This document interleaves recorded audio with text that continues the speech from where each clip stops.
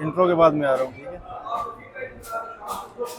बिस्मिल्लाहिर्रहमानिर्रहीम। Single रुकनी reporters bench, 2 रुकनी bench के साथ आपके साथ हाजिर है। दूसरा मेंबर अभी आपको पता है कि हमेशा उनकी एंट्री थोड़ी सी 1 मिनट के बाद होती है।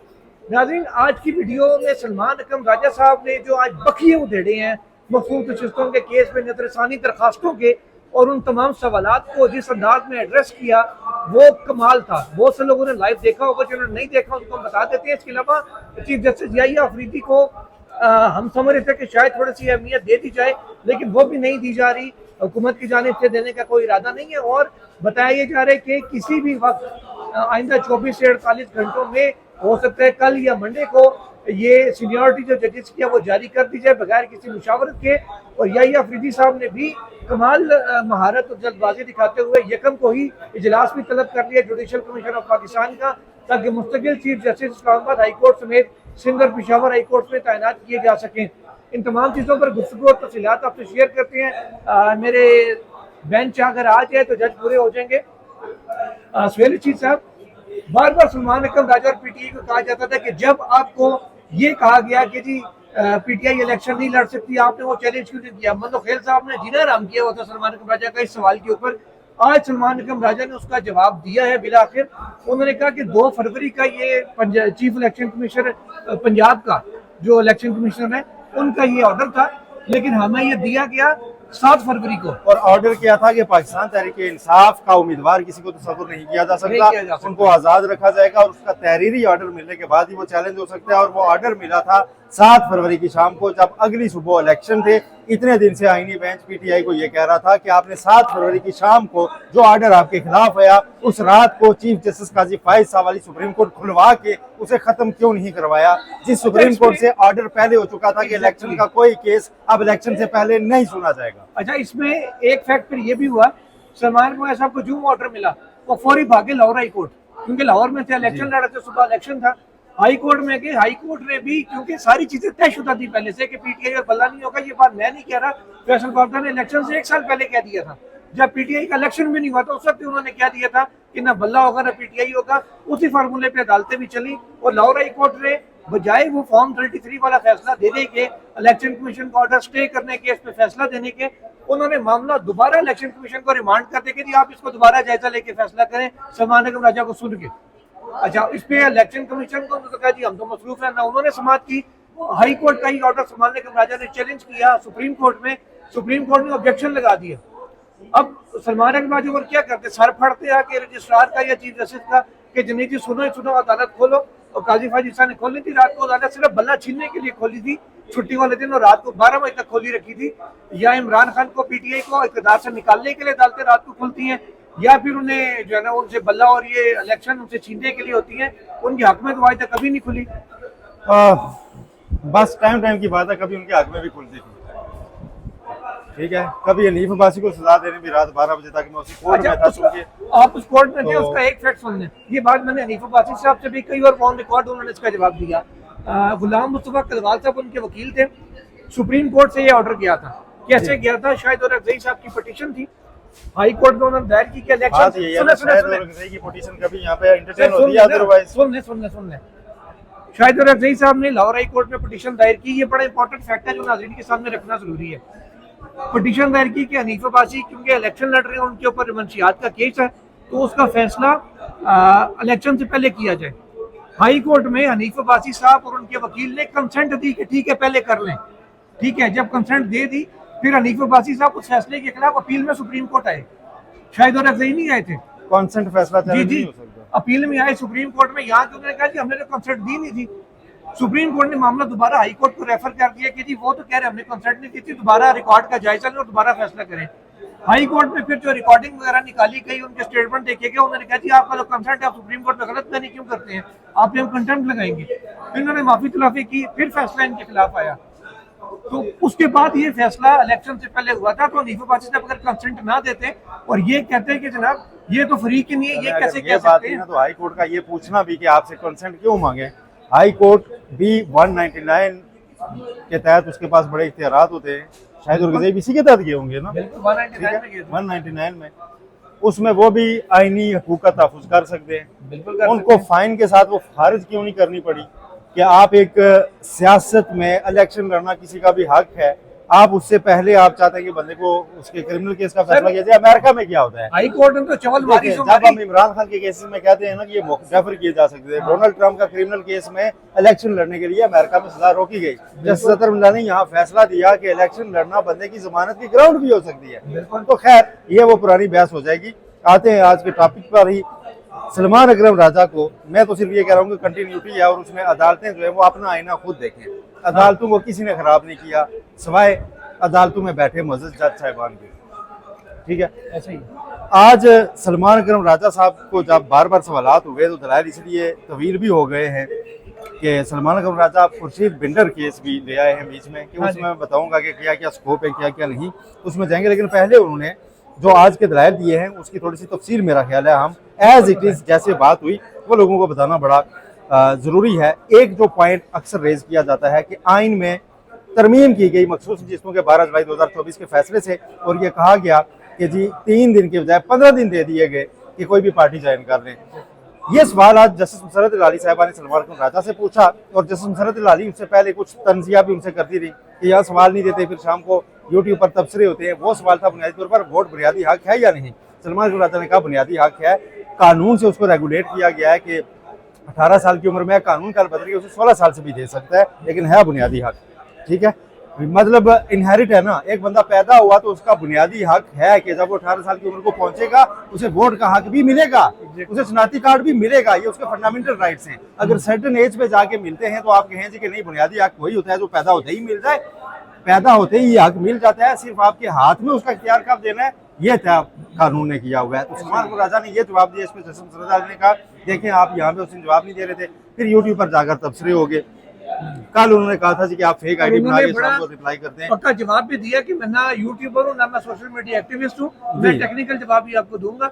उन्होंने फिर खाली इतना क्या कि आप ये जानिए लाली साहिबा ने कि आप ऐसा करें, जब आपने सवाल पूछे थे तब ही रखा करें, बात के लिए ना डाला करें, फिर और बड़ी बातें हो जाती जी। अच्छा, फिर दूसरा जनाब सवाल आया कि जी जो 12 जुलाई 2024 के फैसले से आइन में तरमीम की गई कि 3 दिन के बजाय 15 दिन दे दिए गए, पुरानी मुद्दत दोबारा बढ़ा दी गई, तो इस पे आप क्या कहेंगे? सलमान अकरम राजा ने कहा जी ऐसा बिल्कुल नहीं हुआ, फैसले में ऐसा कुछ किया ही नहीं गया, ये सिर्फ दूसरी साइड की दलील है और अदालत ने दूसरी साइड की दलील देकर फैसला नहीं करना, अदालत ने हकाइक देकर फैसले करने। और हकीकत ये है कि अदालत ने करार दिया कि ये उम्मीदवार तो डे 1 से 8 फरवरी से ही पाकिस्तान तहरीक इंसाफ के थे, कोई मुद्दत नहीं बढ़ाई।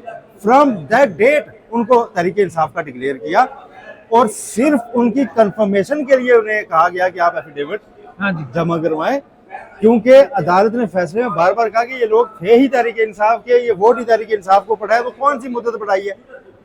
कोई आइन में तरमीम नहीं हुई। सलमान अकरम राजा ने दूसरी बात ये जो है आज अदालत के सामने वाजे की है। फिर जस्टिस मुसर्रत अली ने कहा जी अच्छा आप ये बताएं कि 8 फरवरी के इलेक्शन से पहले आपकी पार्टी में कोई मीटिंग शीटिंग का भी कोई सिलसिला था या नहीं, या जो आपके जिसमें दिल में जो आता था वो अपना फैसला कर रहा, मैंने आजाद जमा कराने, मैंने ये कराने। तो सलमान अकरम राजा ने कहा जी मैं उस तरफ जाना नहीं चाहता, आप सुन नहीं सकेंगे। जिस तरह ये इलेक्शन हमने लड़ा ये आग और खून का दरिया था जो हमने पार किया है। उन्होंने कहा जी हम मीटिंग करते थे लेकिन ज्यादातर अंडरग्राउंड थे, गिरफ्तारी से बच रहे थे या फिर बाकी जेल में थे, कैद में थे, कोई थाने में था।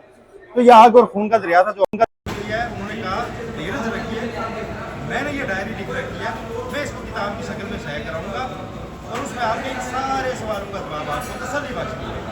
यहाँ मैं उस तरफ नहीं जाऊँगा, यहाँ मैं डीप ट्रैक नहीं होना चाहता, यहाँ मैं इसी तरफ रहूँगा।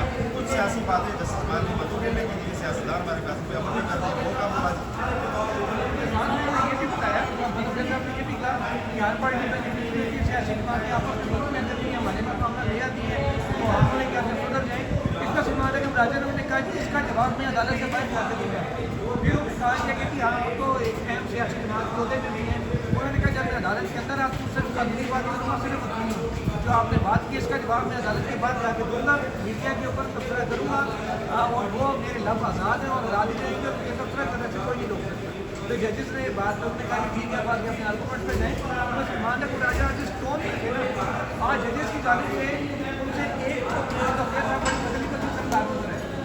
ठीक है, उन्होंने सलमान अकरम राजा को फैसिलिटेट किया, कल कोई रेजिस्ट कर दिया, फैसिलिटेट किया और वो सी उठा जो मुसर्रत अली साहिब को उठाना चाह रही थी या उठा के कर रही थी, उसको जवाब मुसर्रत साहब ने इसी करके उनको बना देनी थी।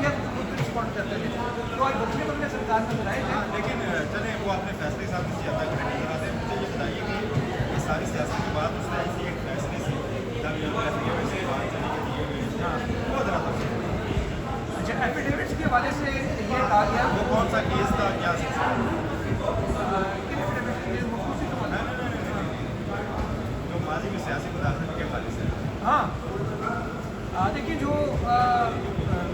मुदाखलत होती रही है सुप्रीम कोर्ट ऑफ पाकिस्तान से भी और मुख्तलिफ मराइल में, इसके हवाले से असगर खान केस था। असगर खान केस में सर्टिफिकेट दिए गए थे उस वक्त के army chief general Aslam Beg साहब की जानिब से, उस वक्त के DGI वो कौन से थे असद दुरानी साहब की तरफ से। उन दोनों ने एफिडेविट दिए कि जी हमने इंतखाबात में धांधली करवाई और ये मुल्की मुफाद में किया। नवाज शरीफ की हाल में हाँ जी, इलेक्शन को देख लिया। बिल्कुल। पीपल्स IGI बनाई, इस पर जमात इस्लामी और नून लीग और ये सारे शामिल थे। पीपल्स पार्टी का आउट किया गया, तो ये फैसला उन्होंने किया। इस पर उन्होंने कहा 1988 में जब जुलाई में जियाउल हक जिंदा थे उस वक्त उनके दौर में फैसला आया और सुप्रीम कोर्ट ने कहा कि पीपल्स पार्टी एक सियासी जमात है, अवाम की नुमाइंदा है, इसको इलेक्शन से बाहर नहीं रखा जा सकता। सलमान निगम राजा ने कहा कि इन एफिडेविट्स के बावजूद जब डिक्टेटर जिंदा था सुप्रीम कोर्ट ने जमहूरियत के लिए स्टैंड किया और सुप्रीम कोर्ट ने फैसला दे के पीपल्स पार्टी को इलेक्शन का अहल करार दिया। उन्होंने ये भी कहा कि जब ये फैसला आया एक डिक्टेटर की ज़िंदगी में उसके दौर में, तो हमने रक्स किया, बाकायदा हमने भंगड़े डाले। तो सुप्रीम कोर्ट ने सब जो बुनियाद उन्होंने जमहूरियत की रखी, सुप्रीम कोर्ट को उसी बुनियाद को लेकर आगे चलना चाहिए, ना कि वो ये कहे कि बस माजी में जो हो गया सोच जो पर्दा डाल के आगे निकल गया। एग्जैक्टली, तो वो सुप्रीम कोर्ट बाहर किसी हद तक सुप्रीम कोर्ट का शिफा ठीक होता है कि जब हम फैसला दे दें तो उस पर सियासत के पाँव काम जाते हैं, खड़े नहीं रहते। जाहिर है काफ़ी सेटिंग से किया जाएगा, आज की बात है। आज हम जून में खड़े हैं, 3 जुलाई का फैसला है। तो वो फैसला एक तरह से इलेक्शन का फैसला भी था, वो एक तरह से डालने का फैसला भी था। वो सारी चीज़ें 8 जजेस की मेजोरिटी में 11 जजेस की मेजोरिटी ने ये दे दिया, ठीक है। उसके बाद संभालना किसने था? छोड़े पार्टी की तो सियासतदान को संभालना था। सियासतदान वहाँ जाके गए नहीं हम इस फैसले को ना मानने का कानून पास कर रहे हैं, तो सुप्रीम कोर्ट से शिकवा हो। अच्छा, नजमी साहब ने सवाल पूछा कि अगर सुप्रीम कोर्ट मुस्लिम सीटों के केस में इलेक्शन में एक नई फैसला नजर आई थी, उन्होंने इलेक्शन करने के लिए करार दिया। जमाने करार था बोला कि सुनों को करार देना चाहिए, लेकिन उन्होंने कानून को बताने के स्टेट फैसले आगे ठीक है, अब इसी में से खैर निकालने की कोशिश की और जो हक बनता था एक कौन को देने की कोशिश की, जिसको गलत बात है। तो ये मतलब आज सलमान निगम राजा साहब ने कोई उधार नहीं रखा, उन्होंने टका के साथ जवाब दिए। अब जजेस अच्छा एक बात ये बड़े मजे की 1971 का भी फैसला हुआ पाकिस्तान टूटने का, वोट के हक के ऊपर बात कर रहे थे सलमान निगम राजा। उन्होंने कहा कि आइन की मंशा ये है, करारनामे मकासद में भी है, आइन के दिबाचे में भी यानी कि प्रियम्पटी में भी ये लिखा हुआ है कि जो सॉवरेनिटी ऑफ अल्लाह वो एक्सरसाइज करेंगे आपके मुतक़िद नुमाइंदे, और मुतक़िद नुमाइंदों के लिए आइन की मंशा यकीनी बनाया जाए कि वही लोग असम्बली में जाएँ जिन विभाग ने वोट दिया हुआ है। इसमें जस्टिस लाउद्दीन पंवर ने ये कहा कि 1971 में अवाम को मुतक़िद नुमाइंदों को डिप्राइव एलिमिनेशन से हमारे मुलाजिम ने कहा सिर्फ 1971 में नहीं, उसके अलावा भी कई दफ़ा उनको डिप्राइव किया जा चुका और ये सिलसिला अब खत्म होना चाहिए। तो आज असासा केस पाकिस्तान का टूटना, पूरी आईनी तारीख, ये सारी चीज़ें यहाँ सलमान निगम राजा ने खोल के रखी है। जाना वो सिर्फ ये चाह रहे थे कि भाई आइसोलेशन में कोई फैसला नहीं होता, ये अवाम का केस है, वो तो कई साल में उसको सपोर्ट किया। उन्होंने कहा ये सिर्फ अवाम का केस नहीं था, ये ख़वातीन की मसरूफ़ है, ख़वातीन के भी एक उनका मामला था, अमरीकों की नशिस्त में अपनी खुद का भी मामला था, इसलिए 187 के इख्तियार इसके अंदर इस्तेमाल किया गया, क्योंकि उन्होंने खुद किया है और वो कह रहे हैं अपने फैसले का स्टैंड करता हूँ, इसलिए आज उन्होंने अपने फैसले के हक में भी दलील दी, ये फैसले के खिलाफ भी उन्होंने कहा जी राजा साहब, जब तो बंदा आज़ाद उम्मीदवार लड़ता है तो वोट देने वाले को पता होता है ये आज़ाद लड़ रहा है, इसे नहीं मिलेगी, तो ये वोटर के बुनियादी हक का तो मामला ही खत्म हो गया। ये सवाल पूछा रात ही आगे चल के जवाब भी दिया।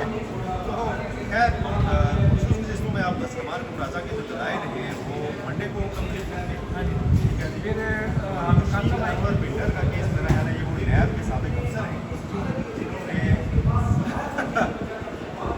नैब के अफसर हैं और उनके खिलाफ नैब ने ये रेफरेंस दायर किया था कि इन्होंने एक केस बनाया था वो महसूस को हिलाया ना। ये केस इस्लामाबाद हाई कोर्ट में चैलेंज हुआ। जस्टिस अहमद फारूक साहब ने वापस लैब को भेजा कि देखिए आपके साथ कहता है कि लेकिन इनसे तो नया केस कल को साबित हो जाए तो आप अपने खिलाफ कार्रवाई कर सकते हैं। अच्छा आप कर सकते हैं, आप ये कर सकते हैं। मैं रिमांड बैक हुआ था, ये चलता रहा। बहरहाल बड़ा दिलचस्प केस था। जुड़ेगा तो देखते हैं समाज से कैसे पढ़ते। मुझे ये बताइए कि जुडिशल कमीशन का इजलास तलब हो गया। कल सीनियरिटी केस का जजेस पे ट्रांसफर केस का फैसला आया और उसमें ये कहा गया कि सदर पाकिस्तान सीनियरिटी का तनाज़ा तय करेंगे, साथ ये वाजे करेंगे कि ये मुश्किल या आर्जी ट्रांसफ़र है। तो उसके ऊपर अब इतलात ये है कि आज शाम या कल तक या बहुत देर तो मंडे से पहले ये वजाहत आ जाएगी और इसमें चीफ जस्टिस पाकिस्तान को शामिल नहीं किया जाएगा क्योंकि कल का फैसला कह रहा है। फैसले में कहते हैं सर्विस रिकॉर्ड देखिए, सर्विस रिकॉर्ड देखिए, सर्विस रिकॉर्ड के मुताबिक डोगर साहब की नहीं है। तो ये बेसिकली सदर को हुक्म दिया गया, रेफर नहीं किया गया कि आप इनडायरेक्टली ना कि सर्विस रिकॉर्ड देख के आप खुद लिख दें कौन सी नहीं है। सर्विस रिकॉर्ड में लाहौर हाई कोर्ट में उनकी जॉइनिंग पहले है, इस्लामाबाद हाई कोर्ट में यानी की जॉइनिंग पहले है। तो ये जब वो वहाँ से इस्लामाबाद हाई कोर्ट आ गई तो तनाज़ा ही तो ये था। आपने दोनों की अपनी पेरेंट हाई कोर्ट में देखना है सर्विस रिकॉर्ड, तो फिर वो फैसला देने की जरूरत नहीं थी। एक तनाज़ा ये भी है कि लाहौर हाई कोर्ट पाकिस्तान बनने से पहले की और इस्लामाबाद हाई कोर्ट बनी 2010 में, दोनों का कैसे बराबर हो सकता है? एक हाई कोर्ट की पैदाइश 10 साल पहले हुई है, वो पाकिस्तान बनने से पहले वाली से कैसे मुकाबला कर सकते हैं? बहरहाल ये अब उसमें जो हम समझ रहे थे कि शायद कोई इतलाकन या रस्मन कोई मुशावरत नहीं की जा रही। नोटिफिकेशन आते हैं और चीफ जस्टिस याहिया अफरीदी साहब भी मेरा ख्याल है पुलिस बोर्ड है इस मामले पे, और उन्होंने 1 जुलाई को इजलास भी बुला लिए हैं जिसमें पेशावर, सिंध और इस्लामाबाद हाई कोर्ट के मुस्तकिल चीफ जस्टिस की तकरीरी पर गौर होगा। गौर किया होगा, डोगर का फाइनल हो जाएंगे। मैंने कल भी जैसे बताया था और उन्होंने सीनियरिटी में डिफेंड किया है, वो हम ये एक्सपेक्ट करेंगे जुडिशल कमीशन में एग्जैक्टली उनका खिलाफ वोट देंगे। जिन्होंने ये कहा कि सुप्रीम कोर्ट में आके कि ट्रांसफर हाई मुस्तकिल का तो करना जी, वो सदर को कहेंगे कि जी आप आर्टिस्ट को रखें, सवाल ही पैदा नहीं होता। और दूसरी चीज़ ये कि डोगर साहब के लिए ही सारी इतनी मेहनत हुई थी कि उनको यहाँ चीफ जस्टिस लगाना, जिस तरह केस गवर्नमेंट ने लड़ा उनके हक में सारा लड़ा। तो ये कैसे हो सकता है कि वो ये फैसला करें कि नहीं डोगर साहब को हमने नहीं लगाना अक्सरियत से, और अदालत के अंदर से कैसे हो सकता है कि वो डोगर साहब की हक में ना जाए? समझ गए आप? तो नाज़रीन अब तक के लिए इतना ही, बाकी मज़ीद तफ़सीलात के साथ हाजिर होंगे। इजाज़त दीजिए, अल्लाह हाफ़िज़।